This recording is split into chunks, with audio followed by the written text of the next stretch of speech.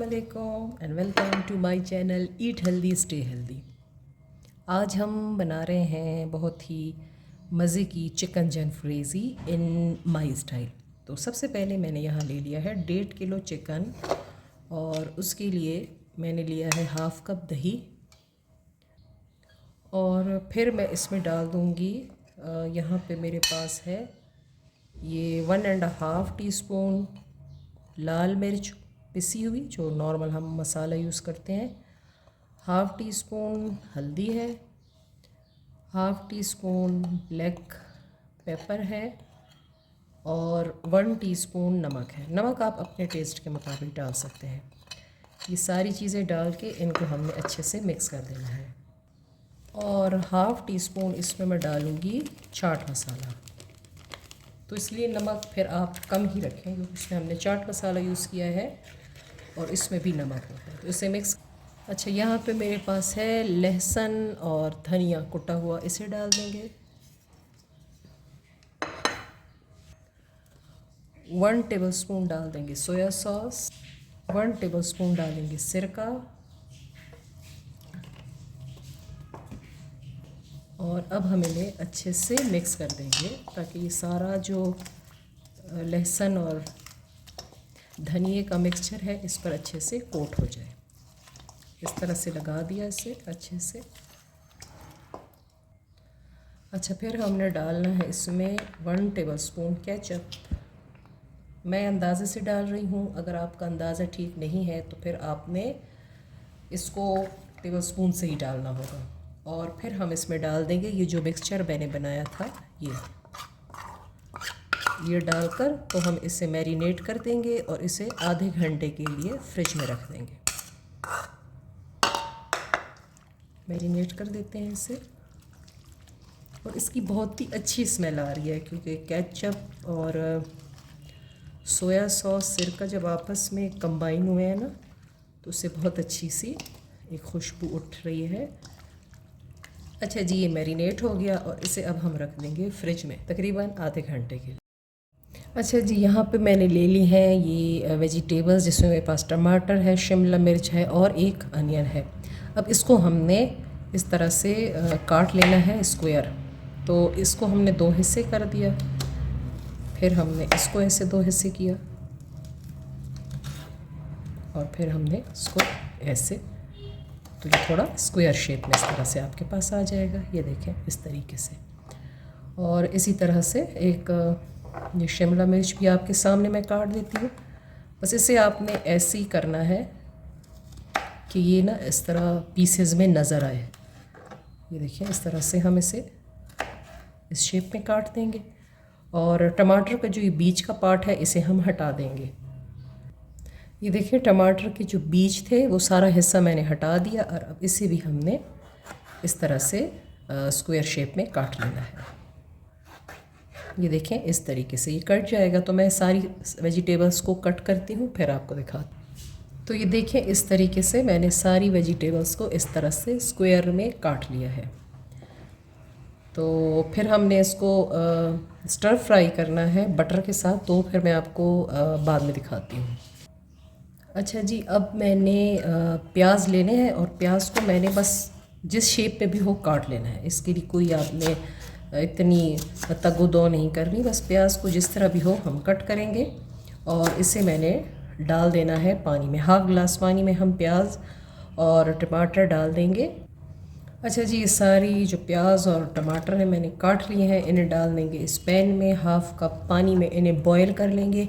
Boil करने के बाद जब पानी इसमें कम हो जाएगा, वेजिटेबल सॉफ्ट हो जाएंगी, तो हमने इन्हें ब्लेंड कर देना है। ठीक है, ये प्रोसेस मैं आपको नहीं दिखा सकती इसलिए बता रही हूँ कि इसको हमने ब्लेंड कर देना है और फिर हमने इस प्यूरी को यूज़ करना होगा अपने चिकन के लिए। तो चले इसे मैं रख देती हूँ चूल्हे पर और इसे मैं बॉयल कर लेती हूँ, फिर मैंने इसे ब्लेंड। टाइम हो गया है पूरा, चिकन का आधा घंटा हो गया। तो अब मैं डाल देती हूँ इसमें ऑयल। ऑयल हम थोड़ा सा ज़्यादा डालेंगे।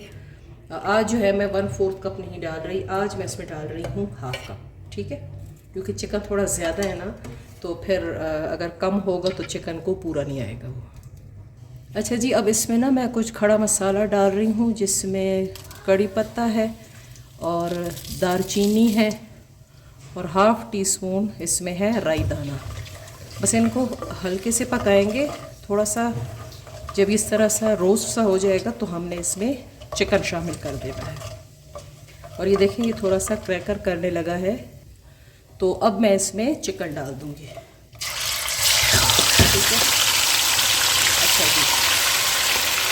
अच्छा, ये जो पैन है ना, इसको हमने अभी धोना नहीं है। इसमें मैंने वो जो वेजिटेबल मैंने कट करके रखी थी वो मैं इसमें मैरिनेट कर दूँगी।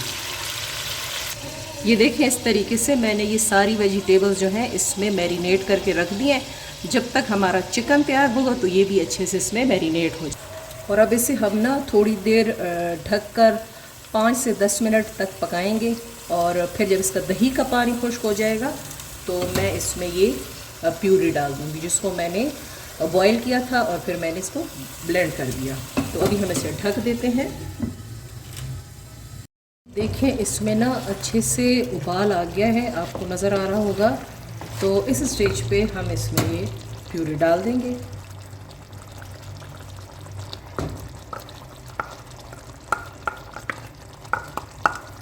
ये डाल दी और इसे हम इसके साथ मिक्स करेंगे। और बस अब हमने इसके साथ कुछ छेड़ नहीं करनी, हम इसे रख देंगे ताकि ये अच्छे से गल जाए। ठीक है, जब तक इसका ये पानी और ये सारी जो प्यूरी वगैरह है अच्छे से मिक्स नहीं हो जाती, तब तक हमने इसके साथ कुछ नहीं करना। बस हाँ, वक्फे वक्फे से आप इसमें चम्मच चलाते रहें ताकि ये नीचे से लग ना जाए। अब मैं आंच जो है थोड़ी हल्की कर दूँगी और इसको ढक देंगे और फिर हम इसको 10 मिनट बाद देखते हैं। देखिए, इसका कितना अच्छा नाइस कलर आ गया है और ऑयल जो है इसने छोड़ दिया है। इसमें कोई बाहर का मसाला नहीं है, कोई डब्बे वाला मसाला नहीं है, लेकिन उसके बावजूद भी आप इसका कलर देख लें कितना ज़बरदस्त है। तो अभी मैंने इस स्टेज में इस पर थोड़ा सा पानी डाल देना है, क्योंकि मेरी फैमिली वालों को थोड़ी सी इसमें ग्रेवी चाहिए है। तो मैं इसमें 1 कप जितना पानी डाल दूँगी और फिर मैं आपको इसकी लुक दिखाती हूँ।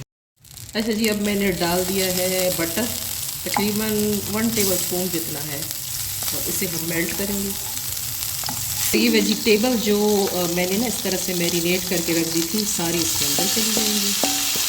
और बस इन्हें हमने जल्दी जल्दी से इस तरह से फ्राई करना है। इनका कलर चेंज नहीं करेंगे, बस सिर्फ स्टर फ्राई इतना हो कि इसका जो दही वाला पानी है ना वो इसमें खुश्क हो जाए। अच्छा जी, देखिए ये फ्राई हो गए हैं। इनको ना हमने बिल्कुल नरम भी नहीं करना। अब ये देखिए, आवाज़ से आपको पता चल रहा है कि ये ना इस तरह उछल रहे हैं। तो अब ये तैयार हो चुके हैं और इसे मैं ट्रांसफ़र कर देती हूँ अपने चिकन की ग्रेवी में। अभी थी सड़ देंगे वेजिटेबल्स को, और आंच मैंने इसके नीचे ऑन की हुई है। और अब इसको हम हल्का सा ऐसे बस जस्ट मिक्स करेंगे और 2 से 3 मिनट हमने इसको दम देना है। और फिर इसके ऊपर हमने डाल देना है गरम मसाला। अच्छा जी, और अब हम इसमें डाल देंगे हाफ़ टी स्पून गरम मसाला और अब हम इसे मिक्स कर देंगे। और बस जी, हमारी जलफ्रेज़ी जो है डन हो गई। अगर आप चाहें तो इसमें बिल्कुल भी इस तरह से ग्रेवी मत रखें, क्योंकि मेरे घर में थोड़ी ग्रेवी पसंद की जाती है, इसलिए मैंने इसको थोड़ा सा ग्रेवी वाला रख दिया है। बस इसको 1-2 मिनट हम इस तरह से पकाएंगे और फिर हमारी ये जो ज़बरदस्त सी जलफ्रेज़ी है वो रेडी है। तो फिर मैं इसकी फ़ाइनल शक्ल आपको दिखाती हूँ। अच्छा जी, थोड़ी सी हम इस पे डाल देंगे अपनी कसूरी मेथी और हमारी ये टेस्टी सी ज़बरदस्त सी जलफ्रेज़ी जो है रेडी है मेरे स्टाइल में। तो इंशाल्लाह आप जब इसे ट्राई करेंगे तो आपको बहुत अच्छी लगेगी। और इजाज़त चाहती हूँ, इस ज़बरदस्त सी रेसिपी को ज़रूर ट्राई कीजिएगा। और मैं इंशाल्लाह एक और ज़बरदस्त सी रेसिपी के साथ दोबारा हाज़िर होंगी। तब तक के लिए अल्लाह हाफ़िज़। चलो।